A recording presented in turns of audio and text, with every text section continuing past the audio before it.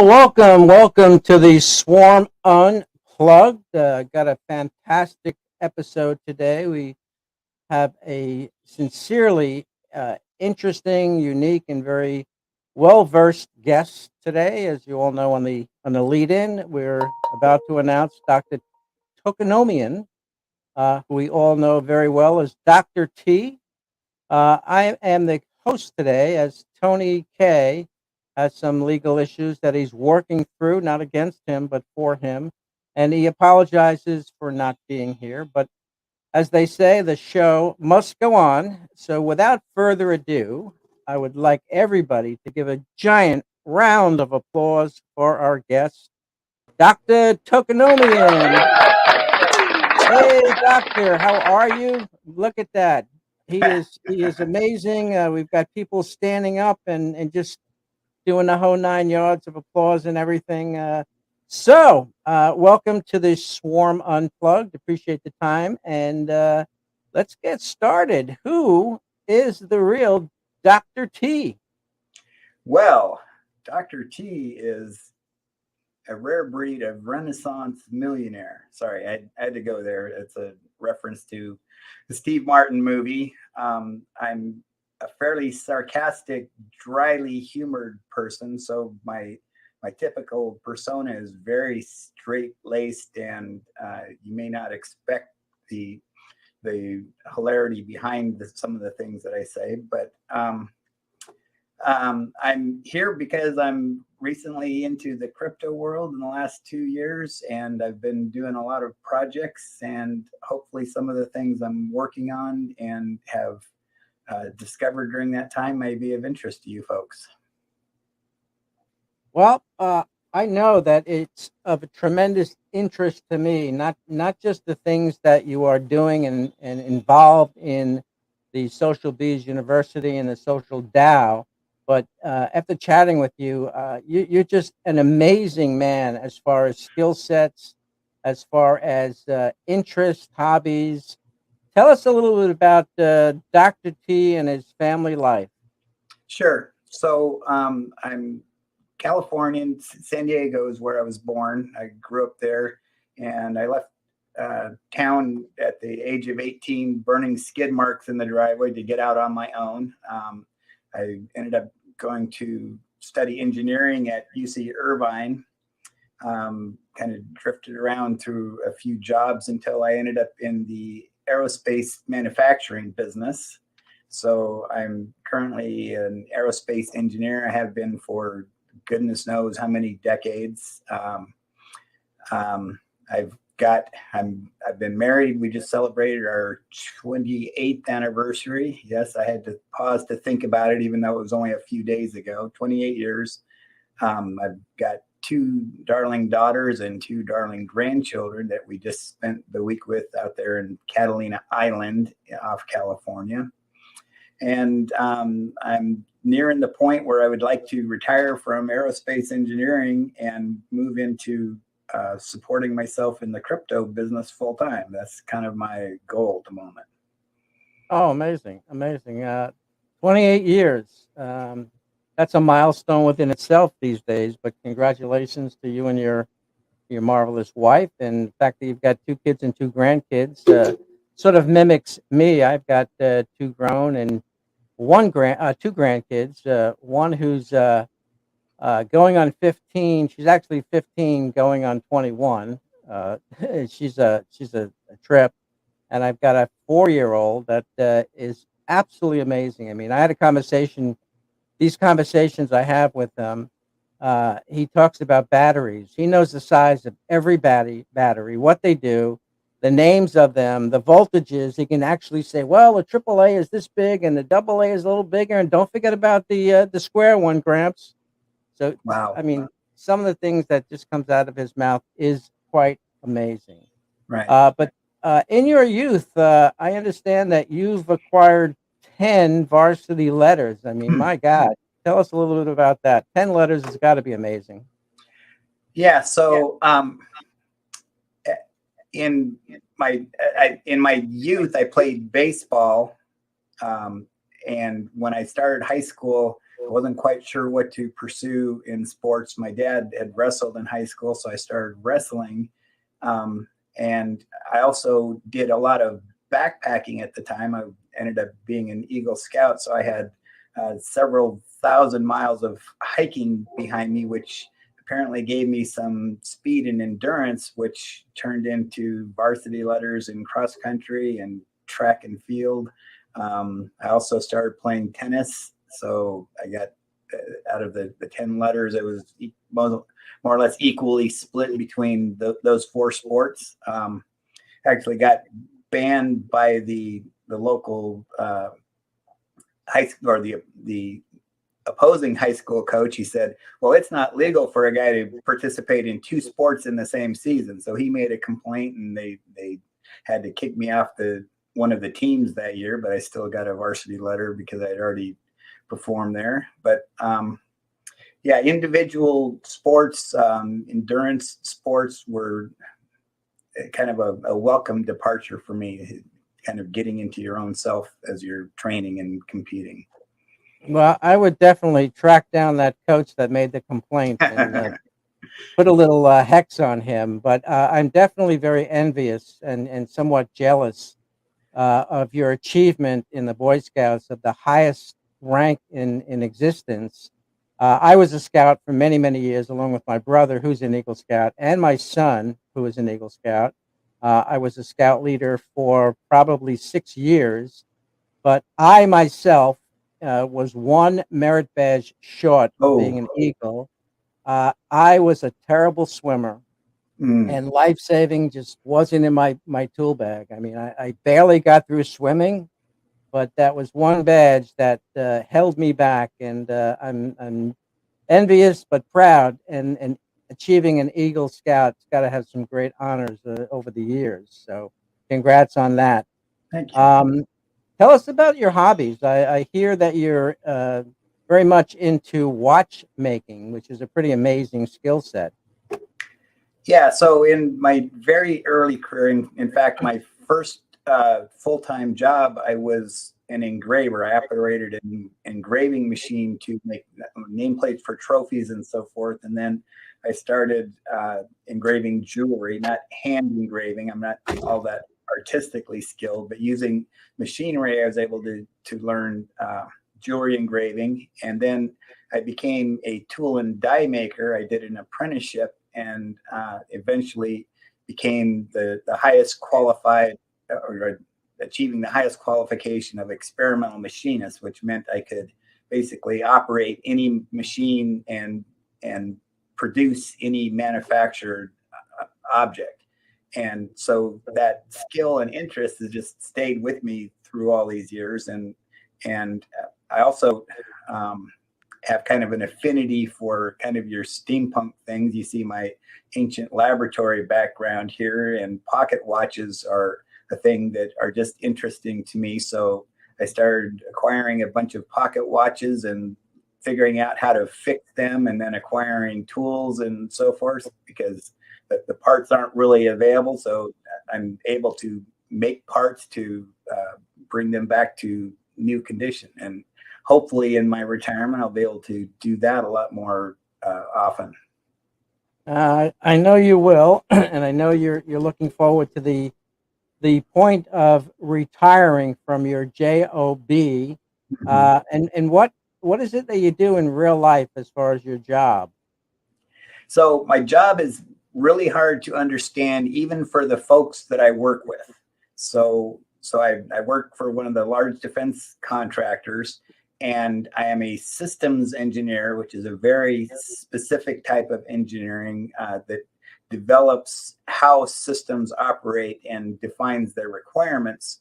But what I do specifically in that field is I create models of processes that simulate how the company or a program functions. And it's a fairly new subject that the government and industry is interested in. It's creating a full digital representation of how your business works. And when we talk about models, I'm going to quickly lose people here, but when you talk about models, everyone's familiar with 3D models. When you build a rocket ship, you build a 3D model of the rocket ship. Well, I build abstract models of everything it takes to support the rocket ship. So if I go any further, your eyes are going to glaze over and you may pass out from indifference.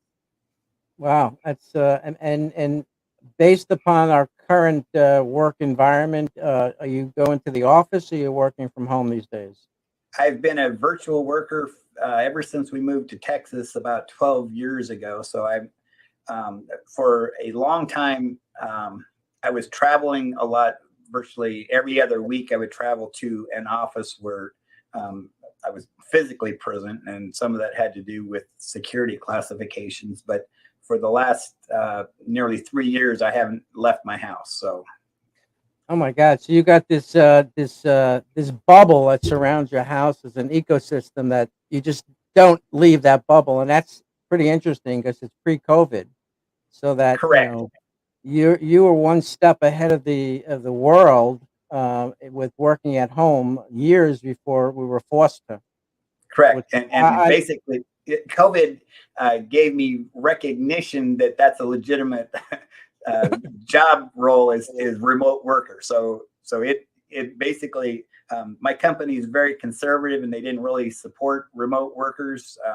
And when I became a remote worker, I basically told them, I'm moving to Texas.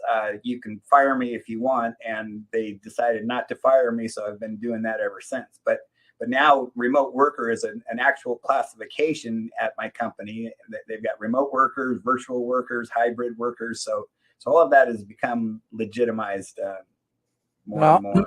I think that businesses are beginning to understand and realize that if you do work remote from home, for example, that you're probably putting more dedicated time than if you were in an office. Sure. But it requires a tremendous amount of control on one's part. So pretty amazing. So all right, let's do a recap. You're a watchmaker, you're a scientist, you're a machinist. You've got great hobbies from outdoors to hiking, and then you've actually jumped into this crypto world. Tell us a little bit about your introduction to the crypto world. Well, my introduction came decades ago. I've got a book behind me. I think it was written in 1993 by Donald Tapscott. In fact, let me look at the title real fast. It's called The Digital Economy. So at the time, I was a director of information technology at an aerospace company. I've been interested in computers and so forth since I was a teenager. In 1978, I think I got my first computer, and I've been developing different computing skills, programming, and so forth during that time. And I've seen this horizon of what they were calling the digital economy then, and was kind of paying attention when Bitcoin came out. At one point, I set up a Bitcoin mining rig quite a few years ago, but because of the complexity of the mining algorithm, I was making, let's say, 1 Bitcoin a month, and at the time, let's say it was worth $100, and I'm like, this is stupid. $100 a month, I'm not going to waste my time on this. And so quite a bit of time passed to raising children and being occupied with work and so forth. And when my youngest daughter left for college, I ended up going to a dinner party with our investment advisor and accountant, and I met Scott McHenry there. So he's a local Central Texas resident, and he started talking a little bit about his involvement with crypto. And I said, I basically insisted that he tell me everything that he was doing and insisted that I participate in those projects. So that was October of 2020, and I've gotten fairly involved with what is now the Social Bees University since then. Well, two very important questions come to mind. One, do you still own that Bitcoins that you were earning, one a month, and number two, you can answer them together. What was your first computer? My own first computer was a Commodore 64. My dad bought one of the first IBM PCs, and I don't remember which one came first. I just remember that one of the two entered the house in 1978. Well, I would have guessed between either the Commodore 64 or the Atari, which was my direction years and years ago. I think I still have that in my son's warehouse, so I may pull it out when I get a chance and just throw off the dust and see if it still works. Well, kind of the good news on all those computing platforms is you can get emulators. You can basically emulate every computer that's existed on your PC now. And because your PC is so powerful and folks are interested in this, they've built emulators for virtually everything. And so you can run all of that software on every computer you've ever owned right there on your current PC. Well, the problem is I probably have hundreds of floppy disks that I have a challenge running those. All right. Well, I've got to tell you the story that NFT Connect Austin, one of the ladies was talking about how ancient she was in the computing world. And I said, well, unless you can talk to me about hooking up a cassette tape recorder to your computer to store your files, you aren't that old. Well, I do have the cassette also that went with the Atari. Right. And yeah, that's pre-floppy drive. Yeah. Pretty amazing. I'd like now for you to tell us a little bit about the projects that you've actually worked on and created for the Social Bees University community. And was the first project that you completed the rarity checker? Was that one of the first, or what does that come into the stream? That was the first project that I finished. And so at the time we had started off developing a website and a centralized database and so forth for the WeGo tools. That kind of circumstances went in a different direction, and some of that kind of went by the wayside. But the rarity tool was the first thing I completed, and we set it out on the Twitter space. And Twitter is kind of the wild west, and it's a very closely held company from the perspective of they decide if you are violating their communication policies or not, and there's very little recourse if they think you are. And so our Twitter rarity tool ended up getting more or less banned by the Twitter folks a couple of times with a very vague message that your tool violates the policies of the Twitter company, and numerous emails back and forth resulted in nothing but frustration and no real understanding of why they were banning our tool. And I think I've learned a little bit since then, but we converted the tool from Twitter, or actually I converted the tool from Twitter to Discord, and now that rarity checker resides in the Web3 Global Discord, and you can check rarity on the Social Bees, the Mofo Goats, and the Waifu Girls. We also have the ability to check rarity on other projects, but they're not hooked up at the moment. So, in other words, if we have a project that wants to join, we'll say, our Discord platform, whether it be for community management or otherwise, what is the work required to bring in their NFTs? Is it, the platform's structured, so it's a matter of scraping data and just putting that into the set that already exists? Correct. And it's not very much work at all. Basically, I would modify the code and add their contract address and let the thing run for whatever it takes, 20 minutes to an hour, and then there would be a set of rankings available. Beautiful. Oh my God, I see that as an extremely valuable tool because I do know that in order to be on these ranking platforms, these companies charge, a substantial amount, Right, whether right, it's right. 1 to 5 ETH, just to get yourself the ability to check on their rarity checker. So I think we need to keep that in mind, that that's another asset that, is valuable from a standpoint of the DAO, being able to offer that to other projects out there. Yeah, and I'll just say one thing about those proprietary ranking tools.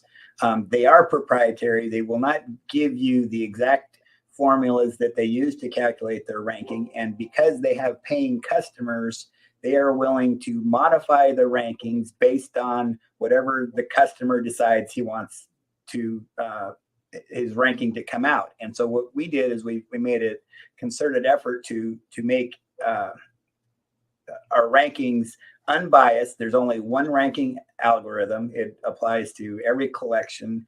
And I've gone on and talked about exactly how we rank it and how I audited it and verified it, and we'll give the calculations to anybody in addition to offering the service for free. So Wow. so ours is very open and unbiased, and I think that's an illusion that folks have when they check rarity, that there is one scientifically calculated rarity for things, and there's not. There's just a bunch of I was going to use the term half-assed, but anybody can create a ranking system and sign it off as this is the rarity, and there is no scientific thing such as rarity the way it's used in NFTs. So basically, most of the platforms out there are skewed in one way or another to the benefit of the project owner. Correct. Amazing. Like to talk a little bit about which I may not be using the term correctly, your scraping abilities, and I think maybe you should define what that is, so if people don't understand that, because I know that you're pretty involved in bringing data to the forefront of a lot of different things. So can you talk a little bit about your scraping skills? So one of the things that I'm kind of a specialist in the computing field is I'm a data scientist. I'm a data analyst. I'm a database developer. I've done a lot of analytical things related to large amounts of data. And in the crypto world, one of the things that I find interesting is the transparency. And so for all of the transactional data and information related to crypto assets, it's available to anyone that has the skills to go explore it. And so there's numerous sources of information depending on what exactly you're interested in. In terms of rarity, there's a set of properties for each NFT, and they have to be stored in a database, and that database is publicly available through OpenSea and other sources. So I just write algorithms that go and query those databases to get the information. And we also have our sales bots. We've got the secondary sales Twitter bot and the Bees auction Twitter bot that use different sources of information. For the auction bot, our developers that built the auction platform, they wrote a custom, we call it an API endpoint. It's an application programming interface endpoint that I query on a regular basis, and it gives the information as to what the prices and winners of the auction were. And for the secondary sales, I'm querying OpenSea databases basically to get the sales information. Oh, amazing. Well, I got a question. With your scientific skill set and your machinist, can you build me a small Tesla? Yes, I can. I'm looking. I mean, I'm intrigued with the ozone smell and the lightning effect. And I have an instrument. It's called a what is it called? Now I can't remember the exact name, but it's kind of the same idea. It is two counter-rotating glass discs with a series of electrodes, and so you crank the handle, and the two discs spin in opposition, which creates static electricity, and then you can discharge it if you put your finger, if you dare, or a piece of metal next to its electrodes, you can create quite large sparks. And yeah, I like that ozone smell, but I did learn an important lesson to make sure to stand on the front side of the machine and only reach toward it with the electrode, and not stand on the back and reach around it. When I reached around it, I was now inside this electric field, and I got quite the eye-opening shock from that. Wow, it brings back an old memory. My dad was a magician, and he used to have this old doctor's bag with two handles, and inside the handle there were two metal strips, and inside that, from an old automobile, he had this sparking machine, which I don't think it was a Tesla design. It's a coil, is what it's called. Coil. So and there was a trip switch on the bottom. So if you picked the bag up, the spark went off, and you couldn't even throw it. Right. Yeah. So I just remembered the name of the machine I was talking about. It's called a Wimshurst machine. So Wimshurst was the gentleman that developed it in the 1800s. And well, I know we've gone off a little tangent with this. Yeah, Tesla. A little bit. I told you. What the heck is a Tesla? Right. But going on to future projects, do you see any that you have in mind that you'd like to bring little nuggets, as we call them in our space? Yeah. So I'm working on one thing. I've been working on it for 8 or 10 months, I'm not exactly sure, with another group of folks where I'm using artificial intelligence algorithms to make forecasts of crypto prices. So I've had to learn these machine learning algorithms and how to apply it to crypto, and that's currently a slow-paced project that who knows if it will come to fruition or not. But I have developed that capabilities for AI and machine learning programming that I think has applications for different crypto projects. I'm also trying to start up my own individual project related to a game that I had but I had developed some years ago. It's a 3D game, and I think that it could become an NFT project. So I've got that running around in the back of my mind. Wow. Keep us close to the cuff on that, because you do know that you've got a huge community behind you that is very willing to support, any of our NFT holders, our DAO members projects. So that sounds very, very exciting. You sort of remind me of somebody that would like to go back to the future. I mean, you've seen that movie. I love it time and again.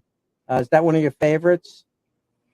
I'm more into horrific scientific stories than casual hilarious ones. But yeah, that is an interesting movie. Well, I heard that you actually tried out for that role years ago.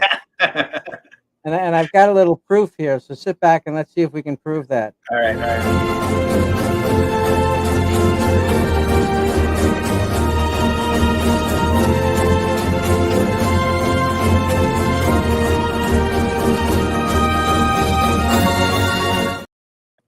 Yes, the hoverboard. That's definitely. There you go. That's you. And the second movie that I think you're interested. You follow Star Trek at all? Oh yeah, absolutely. Like one of these things here. Yeah, half a dozen live long and prosper. Right, and I think you also tried out for Spock. Let's see if we can bring that one on. The crew will not understand it. It's not logical that you are Serac. Live long and prosper. Yes. There you go.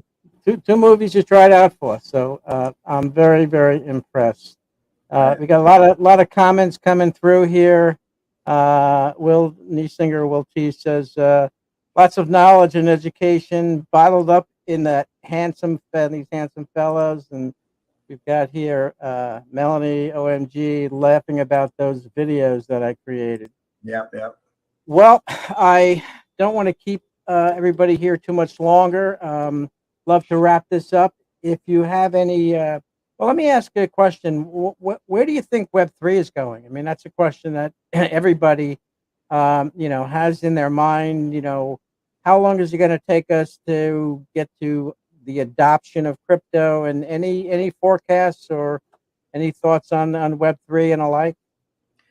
I think it has a definite, legitimate future. I think that I haven't really made an effort to determine what the time horizon is. When I started, I was thinking in a 2 to 5 year time frame. So I'm coming up to the end of the second year, and I think it's clear adoption clearly hasn't begun yet. But I think that the frustration with the economy and so forth, if we can ever clear all these damn scandals and hacks and things that we're experiencing in this space, that I think that that may lead to a fairly rapid period of adoption. I believe it will happen. I'm holding my tokens and things for the long term in anticipation of that. And like I said, 5 years was the time frame I was thinking of at the time, and that seems still possible. Well, I got to believe your timeline because I'm sure that you've built some device throwing in all of the numbers that you've got that timeline down a lot closer than you're letting us know. So your skill set, I know you can open up your pad on page 42 and you've got a date. So we'll try to get that out of you next time. All right. But really appreciate you coming here today. Any last words you'd like to leave our audience? So I've stuck with what is now the Social Bees because I have a great respect for the founders and developers that have built the infrastructure of our project. I think that they have very high level of skill, and they're looking out for our best interests, and they're reacting to things as they develop. And so I'm pretty happy with our project as a whole, and I intend to be here for a long time, all the way through that adoption phase. How's that? That is excellent. And if there are people watching this live stream or on the replay that have any questions about who we are, which is Social Bees University, you certainly can go to socialbees.io. We do have a number of bees available on OpenSea. Make sure you go to the account that has the green check mark. And owning a bee will enable you not just to own the bee, but there are a great number of assets that are backed behind that, including token distribution and the ability to get into a group from a private standpoint and listen, learn from the inside out. So, Dr. T, I want to thank you for allowing us to probe your brain, to have you as our special guest. And I do love the outfit that you wore, NFT Connect in Austin, Texas. Austin, Texas. And you looked marvelous that entire day. And I don't know how you stayed in that hot outfit, but as appropriate as it was, being a watchmaker, you were actually the timekeeper. Yep. For the Make Your Pitch night. Very appropriate. But thank you again for showing up. And let's wrap this up. And guys, do enjoy the rest of the week. And thank you all for appearing on or watching the Swarm Unplugged. Thanks for joining us for this episode of the Swarm Unplugged podcast. Be sure to hit the follow button and leave us a glowing comment. Gravitate yourself to be on the podcast so you are the next one to introduce themselves to the Bees social community. See you on the next episode.